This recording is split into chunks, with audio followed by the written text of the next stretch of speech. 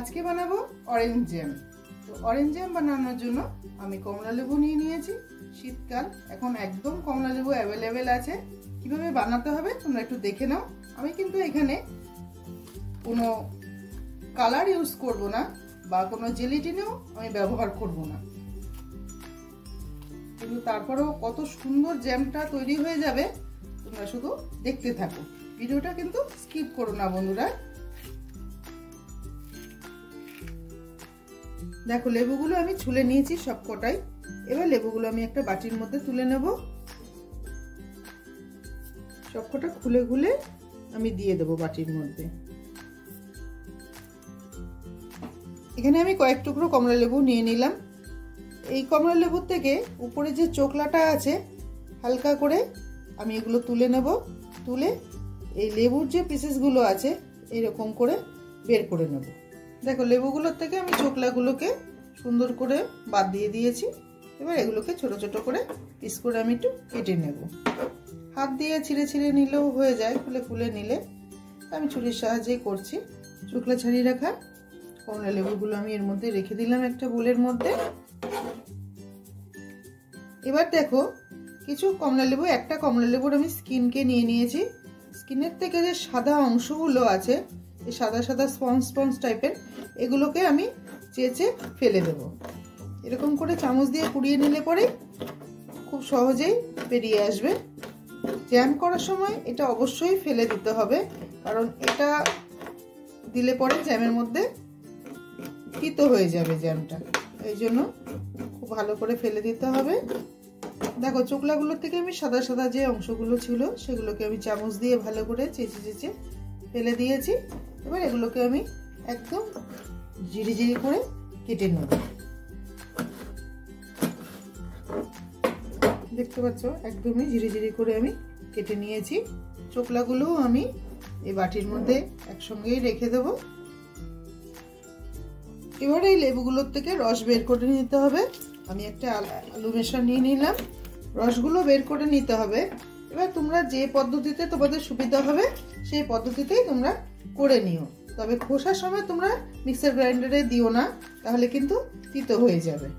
তোমরা চাটনির সাহায্যেও করে নিতে পারো বা জুস করার যে মেশিন আছে সেটার সাহায্যেও তোমরা রসটাকে বের করে নিতে পারো। দেখো লেবুর রসটা আমি বের করে নিয়েছি, একটা কাপের মধ্যে দিয়ে দিলাম।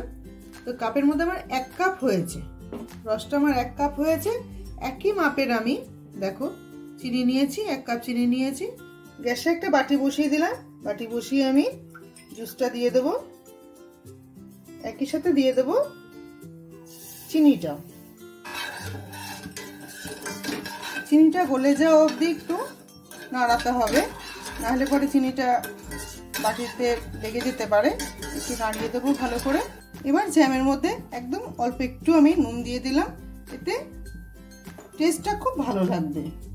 এবার এই লেবুর যে স্কিনটা আর ওই লেবুটা যে টুকরো করে রেখেছিলাম এটাও এই জুসের মধ্যে দিয়ে দেব। স্কিনটা দিয়ে দিলে পরে যখন জ্যামটা খেতে যাওয়ার সময় ওটা মুখের মধ্যে পড়ে আর লেবুর যে স্মেলটা খুবই ভালো লাগে। আর তোমাদের যদি পছন্দ না হয় তাহলে তোমরা না দিলেও কোনো ব্যাপার নেই, তবে দিলে পরে ভালোই লাগে। জ্যামটা দেখো আমাদের প্রায় 10 মিনিট আমি ফুটিয়ে নিয়েছি। ফুটানোর পরে জ্যামটা প্রায় ঘন হয়ে এসছে।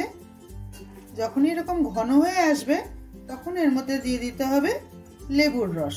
এটা পাতিলেবুর রস, একটা ছোট পাতিলেবু রসটা আমি বের করে নিয়েছিলাম, এটা দিয়ে দিলাম। এতে স্মেলটাও খুব ভালো থাকবে আর অনেকদিন জ্যামটাকে তোমরা স্টোর করে রাখতে পারবে। জ্যামটা আমি আরো ঘন হতে দেব, এখনো পাতলা আছে। আর 5-7 মিনিট আমি ভালো করে ফুটিয়ে নেব। পুরো সিস্টেমটা তৈরি হতে আমার 25 মিনিট সময় লাগলো। তো দেখো একদম ঘন হয়ে গেছে। এবার যেটুক আছে সেটুক যদি ঠান্ডা করে নিয়ে তোমরা ফ্রিজে রেখে দাও একদম সুন্দর জমে যাবে। তা এটা আমি বাটিতে নামিয়ে নেব। জ্যামটা আমি বাটিতে নামিয়ে রাখলাম। দেখো একদম কত সুন্দর হয়েছে, তোমরা দেখতেই পাচ্ছ। এবার জ্যামটা আমি ঠান্ডা করতে দেবো। ঠান্ডা করে আমি ফ্রিজে রেখে দেবো। ফ্রিজে রাখার পর তারপর তোমাদের আমি পরিবেশন করে দেখাবো যে জ্যামটা কত পারফেক্ট হয়েছে, কত সুন্দর হয়েছে।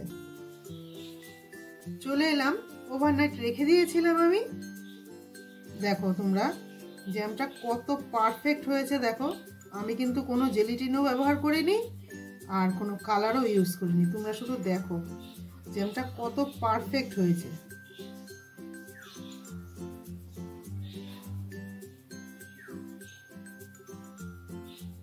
দেখো পাউরুটিতে আমি মাখিয়ে তোমাদের দেখিয়ে দিলাম, একদম পারফেক্ট কমলা লেবুর জ্যাম তৈরি হয়ে গেল। তো বন্ধুরা আমি দেখো কাচের বাটিতে কিন্তু রেখেছি, আর যখন জ্যামটা তৈরি করবে, তৈরি করার পরে কিন্তু যে কোনো এরকম তোমরা কাচের কন্টেনারে, এরকম কাচের বয়মে যে কোনো জ্যাম হোক বা আচারই হোক সবসময় তোমরা কাচের বয়মে রাখবে, এতে খুব ফ্রেশ থাকবে, অনেক দিন ভালো থাকবে। ভিডিওটা ভালো লাগলে অবশ্যই একটা লাইক করে দিও, আর তুমি যদি আমার চ্যানেলে নতুন বন্ধু হয়ে থাকো তাহলে একটা সাবস্ক্রাইব করে আমার পাশে থেকো। পুরো ভিডিওটা দেখার জন্য অসংখ্য ধন্যবাদ। সবাই ভালো থেকো।